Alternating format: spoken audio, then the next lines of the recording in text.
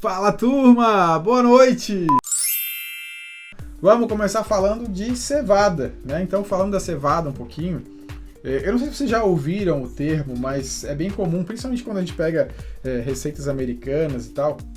A gente tem aqui, né, o malte pale ou cevada de 2 fileiras e 6 fileiras. Não sei se vocês já ouviram esse termo, mas o nome já explica o que de fato acontece, né? São basicamente 2 espécies de cevada diferentes e, óbvio, no processo de malteação e tudo mais, a gente tem, né, espécies diferentes de um vegetal ali que é um pouco diferente, basicamente 2 fileiras ou 6 fileiras, né? 2 fileiras são 2 fileiras mesmo de grãos dentro da planta mãe, né?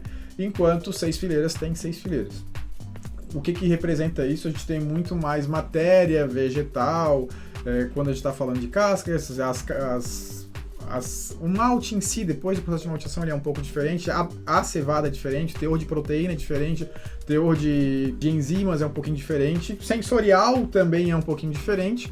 Basicamente, e aí assim, só para desmistificar isso e já resolver de cara, né, quando a gente fala aqui 2 fileiras ou 6 fileiras e tal, a cevada de 6 fileiras é a cevada base que tem nos Estados Unidos, a mais comum. Então, até o processo de produção, a criação das light lagers e tal, está associada com o uso de malte de 6 fileiras. As IPAs no movimento americano está moldado ali pelo uso da cevada de 6 fileiras, que é o malte base que eles tinham lá, e etc. Mas aí quando a gente pega de referência, muita gente traz para cá a referência de, né, teoria e tal para a produção e vai atrás e quer saber, ou pega uma receita onde que eu encontro uma cevada de 6 fileiras para fazer essa cerveja que está pedindo malte de 6 fileiras e tal.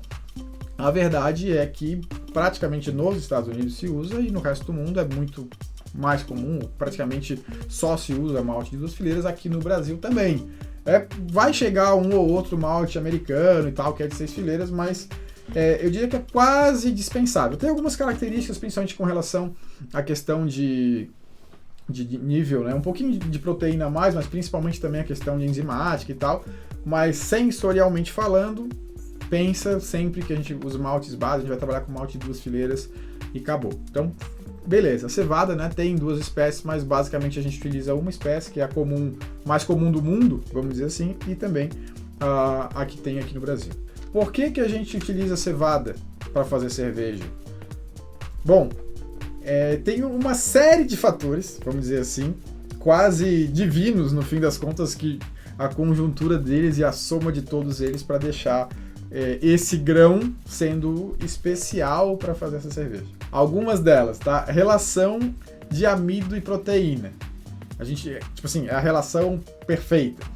A cevada ali vai ter entre 10 e 12% de proteína, que faz com que tenha um alto teor de amido, bom para rendimento e tal, para produção, né, de bebida alcoólica, comparado com um nível de proteína muito bom para a questão de espuma e de estrutura, de corpo e tudo mais, né? Outros ingredientes, né, outros maltes que têm níveis de proteína maiores já têm alguma dificuldade no sentido de montar, né, esse sensorial de estrutura, vamos dizer assim, do líquido, tá?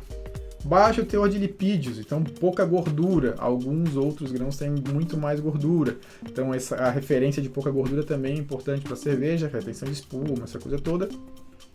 O sistema de enzimas. Então a gente já falou aqui de mosturação, vocês já viram bastante sobre isso. Quem, né, tá ligado, quem não sabe, tudo bem, segura, é um parênteses, mas todo o processo de produção de cerveja está envolvido com enzimas, né? Está envolvido em ação enzimática. E quando a gente fala de enzimas, alfa-amilase, beta-amilase, quebrar enzimas, mosturação, transformar açúcares complexos ou proteínas mais de alto peso molecular, diminuir isso tudo, quebrar isso tudo para produzir o mosto, para depois as leveduras fermentarem, tudo isso está falando de enzimas. Essas enzimas estão no malte de cevada. Outros grãos não têm o mesmo sistema complexo de enzimas que a cevada tem, tá?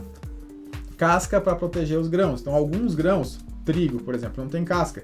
Então, a gente tem um certo problema com estoque, com guarda, né, e tudo mais, enquanto que a gente consegue, num grão como cevada, por exemplo, que tem a casca ali que envolve ele, deixar ele intacto durante, né, um bom tempo sem efeito de oxidação de oxigênio interno e tudo mais. Por isso a gente até fala na questão de moagem imediatamente antes de a gente produzir, um dia antes, porque com isso a gente evita os efeitos, né, de deterioração, de oxidação do grão, do interior do grão, do que tem ali que a gente depois vai virar, né, vira a nossa matéria-prima para a produção de cerveja. A casca como filtro, então como a gente já viu, o processo de produção em si, a filtragem do mosto é feita pela própria casca da cevada. Então esse processo que a gente faz de moagem para conseguir separar as cascas, deixar as cascas intactas, isso tudo faz com que a gente tenha uma estrutura, né, de filtragem a partir da própria casca. Outros já não têm a mesma condição. E claro, né, por último, mas não menos importante, o perfil de aroma e sabor. Cervejas, né, que tem mais foco em malte, que a gente sente mais o aroma e sabor de malte, estão associados com o perfil aromático e de sabor de cevada, né? Outros ingredientes vão trazer os perfis deles, né, com outra forma. Fala, cervejeiro, beleza? Se você gostou desse vídeo, fica sabendo que ele é só um pedacinho de uma das lives que eu apresentei na terça-feira aqui no canal do YouTube. Então, se você quer ter mais conteúdos como esse, quer participar das nossas lives toda terça-feira, 19h30, aulas ao vivo completas para você curtir e aprender mais sobre cerveja e melhorar cada vez mais a sua produção.